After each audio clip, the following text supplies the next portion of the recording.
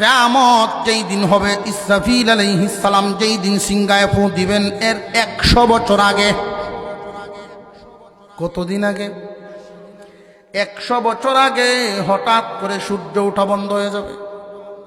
আল্লাহু আকবার বলেন। সূর্য ওঠা বন্ধ হয়ে যাবে। দুপুর হইতে যেই পরিমাণ সময় লাগে, এই পরিমাণ সময় যাবে। মানুষের ঘুম ভাঙবে, এই পরিমাণ সময় চলে যাবে। মানুষ একজন আরেকজনের দিকে তাকায়া বলবে, কি গো, সূর্য দি উঠে না। পরিশ্রম করবে, কাজ কাম করবে মানুষ, আবার তারা শুইতে যাবে। শোয়া থেকে ঘুম ভেঙে আমার উঠবে, সূর্য উঠে না।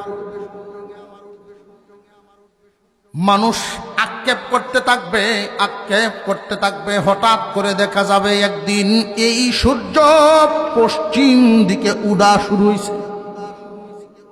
ইসরাফিল আলাইহিস সালাম যেই মাত্র সিংহায় ফুৎকার দেওয়া শুরু করবেন, তৎকালীন সময়ের মানুষ কত ধরনের বাজনা শুনে অভ্যস্ত, কিন্তু এই এত মজার আওয়াজ জীবনে কোনোদিন শুনে নাই। মানুষ খুব আরামের সাথে গ্রহণ করবে। এই আওয়াজ শুনে যারা ঘুম থেকে উঠবে, তারা মনে করবে কতই না আরাম পাইতেছি। যে সমস্ত মানুষ হাওর থেকে শুনবে, দৌড়ায়া বাড়ির দিকে আসতে থাকবে, এই আওয়াজ কে দেয় গো, এত মজার আওয়াজ। সময় যত যাইতে থাকবে, ভলিউম তত বাড়তে থাকবে। এই আওয়াজটা 1 মিনিট 2 মিনিট 1 ঘন্টা 2 ঘন্টা নয়, 1 দিন 2 দিন নয়, 1 মাস 2 মাস নয়, একাধারে 6 মাস পর্যন্ত শুধু বাজবে।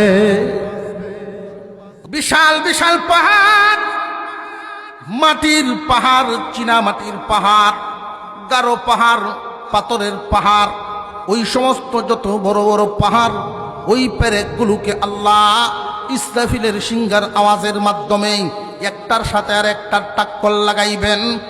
তুলা দুনাইলে দেখবেন বালিশ বানান, লেপ তুষক বানান, তুলাগুলোকে আগে ধুনাইতে হয়নি না হয় না।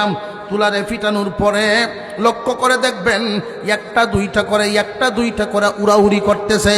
এমত অবস্থায় মুহাদ্দিসিনে কেরাম, মুফাসসিরিনে কেরাম বলেন, আল্লাহ বলেন কাল ইহনিল মানফুস, ওই রকম তুলা হয়ে যাবে কিয়ামতের কঠিন ময়দানে।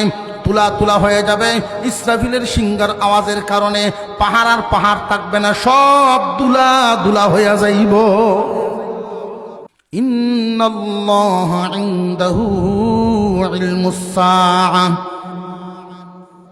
ওয়া ইউনাজ্জিলুল গায়থ ওয়া ইয়ালামু মা ফিল আরহাম। আল্লাহ পাক